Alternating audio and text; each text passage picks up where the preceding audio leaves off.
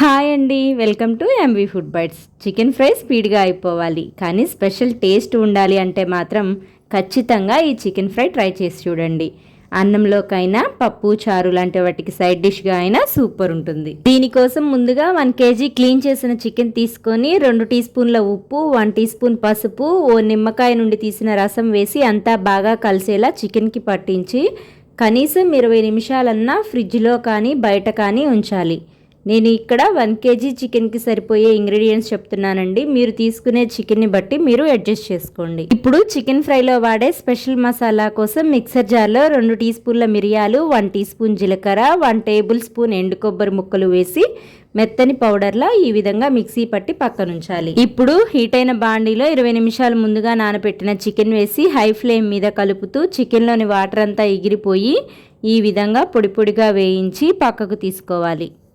తర్వాత వేరొక బాండీలో 8 టేబుల్ స్పూన్ల వరకు ఆయిల్ వేసుకొని 4 పచ్చిమిర్చి చీలికలు, 4 ఎండుమిర్చి ముక్కలు వేసి అవి కాస్త వేగిన తర్వాత 4 రెమ్మల కరివేపాకు కూడా వేసి క్రిస్పీగా అయ్యేంత వరకు వేపి ప్లేట్లోకి తీసుకోవాలి. తర్వాత అదే ఆయిల్లో 2 ఇంచుల దాల్చిన చెక్క, 8 లవంగాలు, 4 యాలకులు వేసి అవి కాస్త వేగిన తర్వాత 2 పెద్ద ఉల్లిపాయల సన్నని తరుగు వేసి 1 స్పూన్ ఉప్పు కూడా వేసి ఉల్లి ముక్కలు మెత్తబడిన తర్వాత ముందుగా ఆగిలి పట్టుకున్న చికెన్ని వేసి 15 to 20 మినిట్స్ మీడియం ఫ్లేమ్ మీద కలర్ చేంజ్ అయ్యే వరకు రోస్ట్ చేసిన తర్వాత ఇప్పుడు చికెన్ ముక్కల్ని ఇలా వీడియోలో చూపిన విధంగా సైడ్ చేసి మధ్యలో 4 టీ స్పూన్ల అల్లం వెల్లుల్లి పేస్ట్ వేసి పచ్చివాసన పోయే వరకు వేపి చికెన్ ముక్కలకి కూడా అంతా బాగా పట్టేలా కలిపిన తర్వాత ముందుగా రెడీ చేసి పెట్టుకున్న మసాలా పౌడర్ని మీ కారానికి తగినట్లుగా కారం కూడా వేసి ఓసారి అంతా బాగా కలిసేలా కలిపి చివరగా 1 టేబుల్ స్పూన్ ధనియాల పొడి, 1 టీ స్పూన్ గరం మసాలా కూడా వేసి మసాలాలన్నీ ముక్కలకి బాగా పట్టేలా ఓ నిమిషం వేపి చివరగా సన్నగా తరిగిన కొత్తిమీర, ముందుగా వేయించి పెట్టుకున్న ఎండుమిర్చి, పచ్చిమిర్చి, కరివేపాకును కూడా వేసి